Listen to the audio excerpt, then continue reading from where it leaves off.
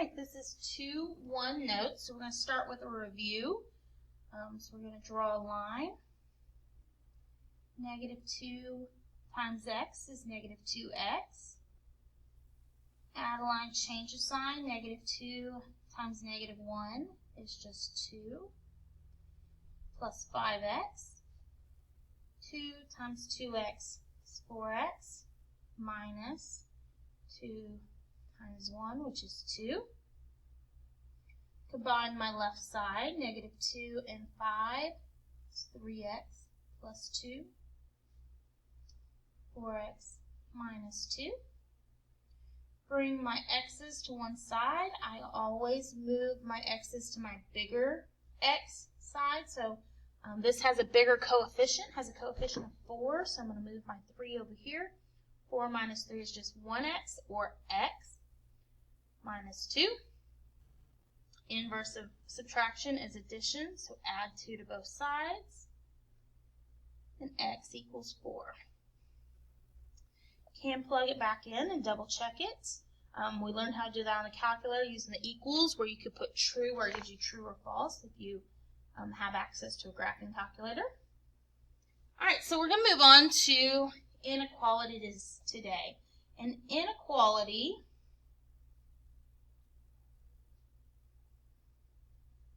is a statement that two quantities are not equal. Now, I want you to put a star by it, because if it is a definition in your notes, then it is most likely something that's going to show up on your next test for this class. These quantities are compared by using one of the following symbols. We have our less than symbol, which means A is less than B. And we'd have an open circle. Now, the little trick that I taught my students is that this is one step to draw that symbol, so it's one step to draw its graph. This is 2 steps to draw that symbol, so it's 2 steps to draw its graphing circle shape. 1 step, 2 step, 2 step. All right, so our arrow is going to go this direction. A is less than or equal to B, which means that we've added that it could be the same number also. And our arrow is going to go this direction. A is greater than B. All right, so we're going to go to the right. And A is greater than or equal to B, which is also going to go to the right. All right. So let's look at a few examples. So graph each of the following inequalities. So we have B is less than -3. So I'm going to go to -3, and that is a 1 step. So it's going to be a 1-step draw. It's just the open circle. And there's 2 ways to think of it. If my variable is on the left, then my arrow will go the direction of my symbol. But if my variable is on the other side, on the right side, then it's going to go its opposite. That's how some people think of it. I actually try to think of what are some things that B could be. And this is how I taught you all to do it last year. B could be, and the examples that the class today came up with was -10, -4, and even something crazy like -5,000. And what direction will -10, -4, and -5,000 take me? To the left.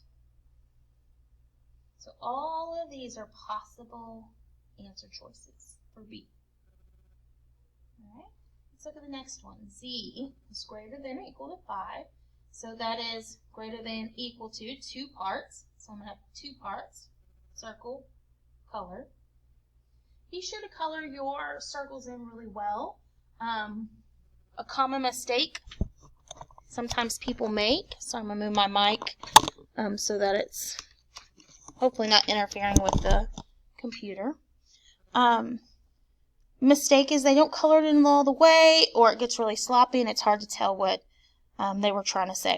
All right, so what are some things that Z could be? So Z could be, and the examples that the class came up with today were 5, 6, 7, ... So I'm going to go that direction. I do like that they included 5 because that just shows us, it reminds us that 5 is an option because it has that equal sign. All right? So write the inequality illustrated by the graph. So I don't like our graph's not numbered, so I'm going to number to that spot. 4. And I'm actually going to go a little bit past it. So we have 6, and the variable we chose in class was b again, and we have our 6. So now I need to say, okay, so what's happening? My possible answers were 7, 8, 9, 10. Those are bigger than 6, so b is going to be greater than 6. Notice, because my variable's on the left, my arrows are going to match. But we could have done it the other way. We could have started off with our 6 and our b and said, ooh, our b is getting bigger. And that's okay also. So just think, what are some things that b could be? 7, 8, 9, 10. So those are bigger than my 6. For the next one, we chose c, and it's at -1. I'm going to write a couple of numbers. So -1. Notice it's closed, so I know it's going to have that equal sign with it. All right, so let's see. Some numbers that c could be is -2, -3, -4. Those are getting smaller, so my c will be smaller than -1. Remember, my variable doesn't have to be on the left. If my c is smaller, it could be on the right, like that. Both of those are correct. One is not more correct than the other. Some of us prefer that variable on the left, but it doesn't always have to be that way. All right, let's flip to the back. And we have a rule, and it is a rule that we know from last year. The rule is if you multiply or divide both sides by sides of an inequality by a negative, we're going to flip that inequality. And I want you to, I call it clouding. We're going to cloud that rule. And the reason we're going to cloud it is because when we are taking notes, it's important that things that we need to remember or that are easy to forget, we make them stand out to us. That's just a study tactic that we can use. I tend to even use colors. This is a good time to get out your your highlighter or marker and just kind of make it stand out. All right, so let's look at an example. Solving for an inequality is the same as solving for a variable. We'll draw our line. We have plus 160, so we're going to subtract. We're going to do the inverse of it. These cancel, leaving me with 4f. 500 minus 160 is 340. Now, I tend to ignore my symbol to the end. Some people write it along the way, and that's okay. Divide by 4, divide by 4. These cancel. 340 divided by 4 is 85. So this is what I need to think. Did I multiply or divide by a negative in this line? I divided, but it was by a positive, so my sign will stay the same. All right, so I'm going to come down here and I'm going to put a couple of tally marks or ticks or whatever you want to call them. I like to put my number in the middle. That's just me. Some people are different. And they like to start theirs off. Just be sure you have room to show which direction the arrow will be going. All right, so 2 steps. So 2 steps, 1, 2. F is less than, so some things that F could be is 84, 83, 82. I'm going to draw my arrow that direction. All right, let's look at number 6. We're going to draw a line.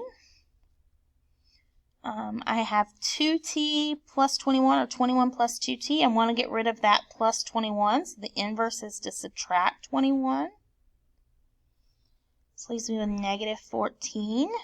These cancel, leaving me with 2t. Divide both sides by 2. Leave me t and negative 7.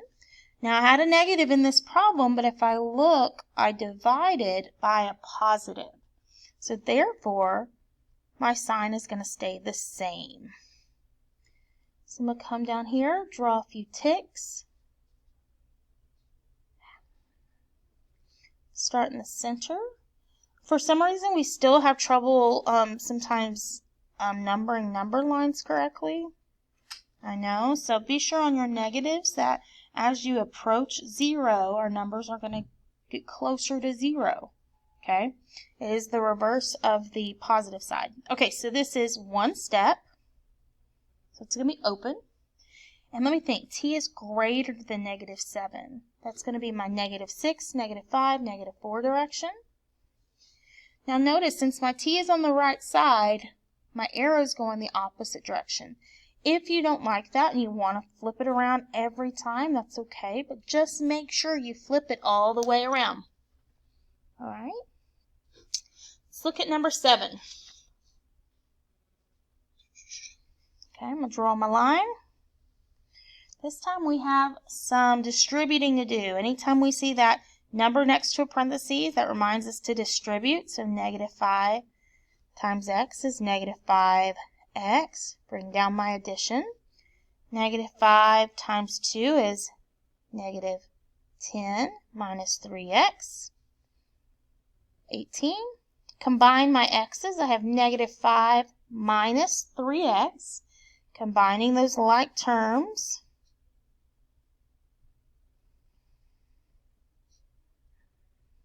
The opposite of adding a -10 is to add a +10. So I'm going to add 10 to both sides, leaving me with -8x. Now someone in class today made an observation. They said, hey, there is a negative with my variable. I have a negative coefficient there. It's a word that you should know.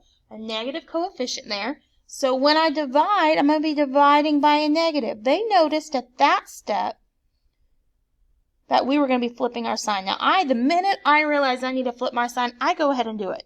I am queen of making silly mistakes.